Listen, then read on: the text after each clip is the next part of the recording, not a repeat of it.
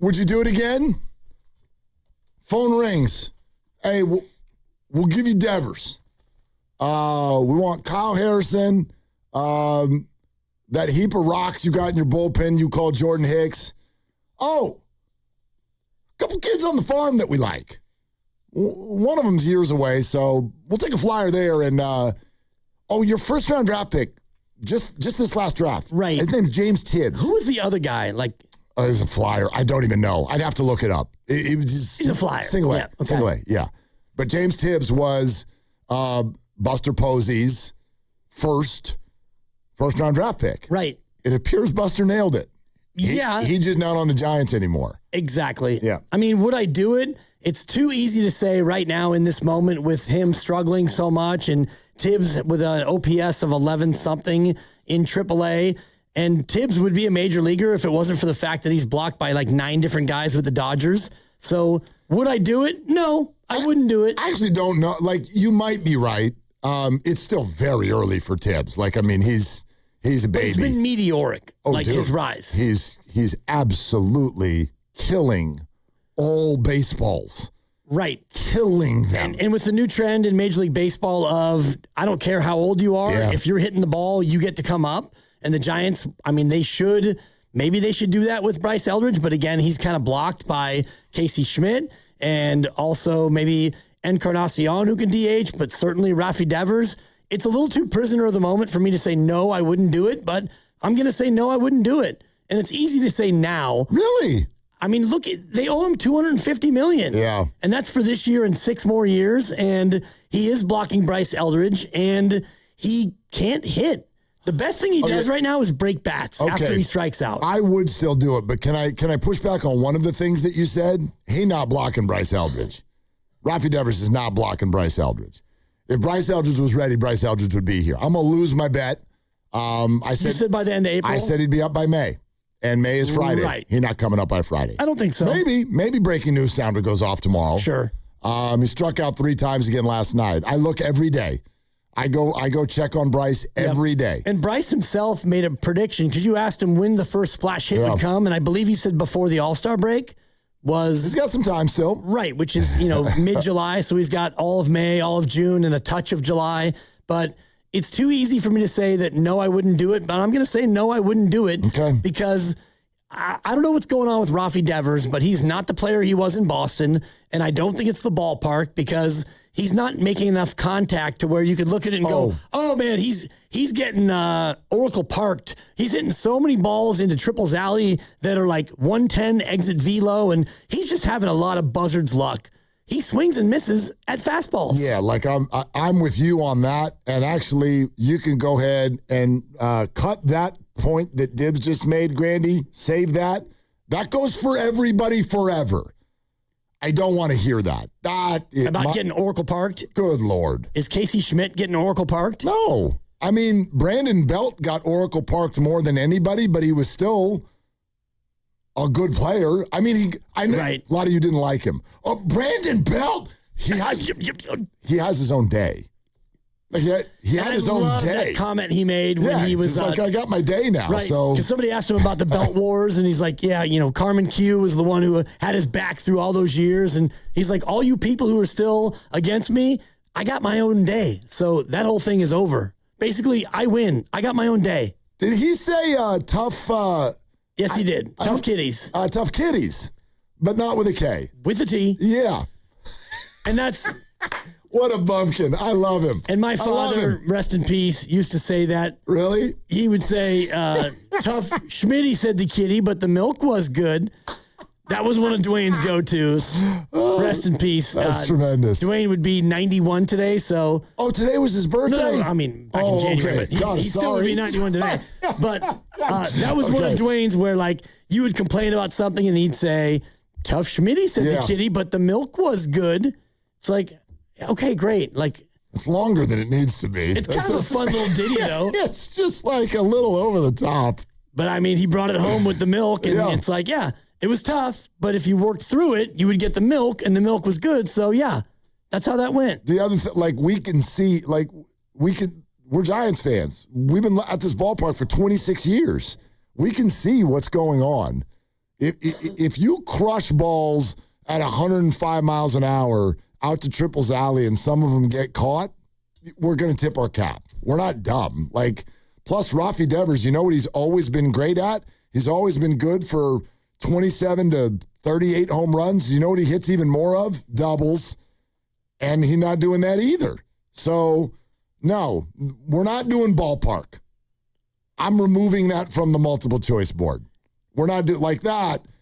That would be kind of an offensive excuse, quite frankly. I used to be a 900 OPS player, but then I ended up in San Francisco, and I'm not allowed to hit good. 548. Dude, he's awful. Dude, his OPS is 548. Yeah. Can I ask you guys a question? Please. So on Baseball Savant where you can look up individual players and it has all their parts of their game weighted on a 0 to 100 scale based on what's average and what's good in all of baseball. They have a lot of individual things for batting, for fielding, for running. They also sum it up. They sum up your batting run value, your base running run value, and your fielding run value. Of those three, where do you think he's the most valuable this season? You said fielding, batting, and what was the other one? Base running.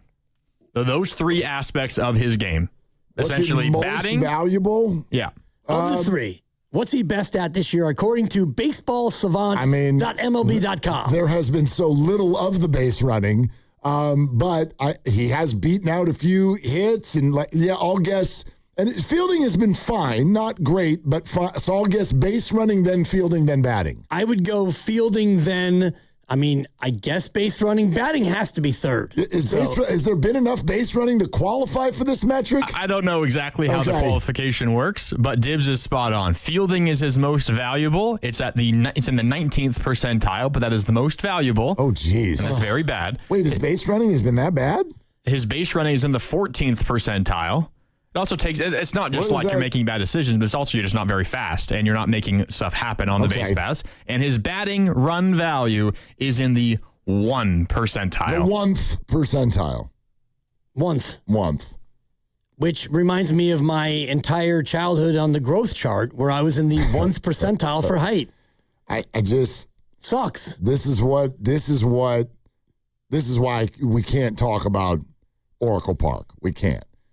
If you are a middle of the order major league hitter and they're putting 94 mile an hour fastballs right over the plate and you are either swinging and missing at them or you are fouling them off, you are not a plus player.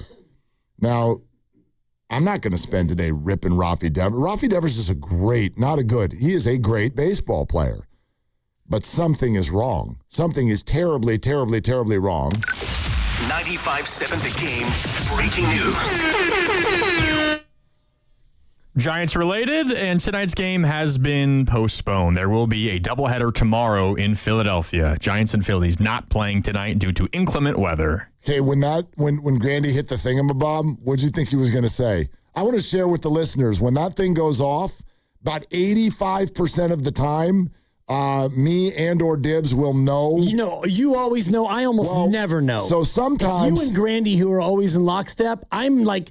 I didn't tell anybody this time. 5% of the time I actually know, but I'm usually in the dark because I'm locked in on you and the content. Well, and as am I, but I either know or one. And I've shared this before. The way that will go is Lucas or Grandy will go Shams, or they will go Pellicero, or that whatever weather exactly they'll and Doppler. And while that music is going, I can surf to the Twitter feed where the news is being broken, and I can find out what it is that's going on if I don't already know. I had no idea what that one was. What did you think he was about to say? I didn't think that it was Steve Kerr related. I knew it wasn't Steve Kerr related. Yeah. I thought the it look was on his face suggested that it wasn't that serious. The 49ers and Brendan Ayuk have agreed to a reworked contract. Okay. 7 years, $280 million. I thought it was that Rafael Devers was going to be placed on the injured list. That would have fit the conversation. Yeah. Or maybe Bryce Eldridge got recalled. Then I would have been right, but that's not going to happen. No, it's not going to happen. And maybe for the doubleheader tomorrow, he comes up, and I doubt it. You're going to fly him out to Philadelphia for 2 games. But, not, go ahead and bag tonight's game. They moved the start time up, and I'm just looking at the hourly weather, And coming up here at the top of the hour, it's rain, and then it's rain, and then 8 o'clock, a little bit of a break, and then rain, rain, rain, rain, rain. So, yeah, doubleheader tomorrow. Okay. That's great. There you go. And they changed that ridiculous 7-inning stupid thing for doubleheaders, didn't they? Remember that? That was COVID only, That was a COVID deal, right? Yep. Yeah, but so was sticking the ridiculous runner out there because we don't want to stay here very long. Right. But they kept it. But they didn't, right? These are going to be regulation baseball Correct, games. 9 innings. All right. That's fun. Glad everybody can play 2. That's right. 2. Perfect, yeah. A doubleheader. Perfect. Anyway, I would still do the deal because for me, it's still too early. I'm not going to now just decide that Rafael Devers does not play baseball well. I'm not ready to do that. I'm also not ready to crown James Tibbs as a Hall of Famer. He's never even played Major League Baseball. We've all watched this plenty of times. Marco Luciano used to rip baseballs in the minor leagues. So, we'll see. There's plenty of time left on that. But what I will say is Buster Posey, unlike Farhan Zaidi, because he came in, because he had a press conference and said, this is about making memories, and we need to make memories. And Buster said, we're going to have an actual lineup where you know who's out there every day. We're going to have regulars, and they're going to teach them to keep the line moving. I don't know how many people know that, but that's like a little bit of an inside the organization mantra. Keep the line moving, which Rafael Devers does not do. Striking out is not keeping the line moving. So that's the way they want to play baseball, especially in their park. They know they're not going to overwhelm you with home runs, and that's fine, but keep the line moving. And he doesn't do that, and Buster came in. He helped a lot in re-signing Chapman. Then he took the job. Then he got Adames. Then he traded for Devers. All in. All in. And so what I fear for Buster is if that what we're watching now sustains, he's dust. Buster. I'm not saying now, but you've got how many years we got left of these guys? I believe it's 7 for Devers. Devers had a contract, I think, that was going to be 7, and I'm looking at the salaries right now. Adames has got 6 at least. 5.5. That was a 7-year deal, and this is year 2. Right. Well, and this is the year where he's making 13.1 still, and then it's 31, 31, 31, 31, 31. Shout out the ice cream, the flavors. So 5 years times 31, that's $155 still owed to Adames, and Devers has got 33, 33, 33, 33, 31. And then my screen ends. I think there's a couple more after that. And what about Chappie? Chappie's just got 25, 25, 25, 25. He's got 4 more after this year. Okay. So if you want to add up all 3 of those deals, you're looking at about 400 milskis. And I'm not even worried about the Giants and their money. They have plenty of it. They should be spending more. If they're a little short on cash, call the Kushners, whatever. Yeah, you got that new Kush cash. You know what I mean, right? So, I'm not even worried about how much they spend. It's more, those are your core players for a long time, and if they continue to not hit, you're not going to outlast them. Buster won't outlast them. Right. If they don't hit better. And he went all in on 3 players, and if it comes up snake eyes, you're not going to last. And if you want to just grade so far those 3 guys, I think you would look at Chapman and you would go, Chapman's probably a B minus. I think Chapman's been pretty damn solid. Yeah, I'm fine with Chapman, but Chapman kind of needs to be the 3rd best of the 3. He does. He needs to be a little bit better. Best defender, but offensively, he can be the 3rd best of the 3. So I would say B minus, and I think Adames right now would probably be a C plus. And if you look at... That's being kind. Well, I mean, forget the early part of last year. He came on to have a good year. He had 30 home runs. And, this year he's off to a similarly slow start. But if you want to look at Rafael Devers... that's a D minus, if not an F. And I'm just looking at some of the advanced metrics as you scan to look a little bit deeper inside the numbers. Barrel percentage for Devers, last year 16%, this year 8%. So he's only barreled up the ball, Mark, 6 times. This whole year, He's hit the ball on the barrel 6 times. Exit velocity down. Expected OPS is way down. All of his power, ball off the bat metrics, they are pathetic. No, it's all bad. There's With not percentage up. There's not a darn thing that's gone well for Rafael Devers. Now, there are a lot of people that have been tweeting at me all morning about this, about how Raffy's career history will suggest that he is always bad in April. And he has made his money, quite frankly, through the years in the months of May, June, and July.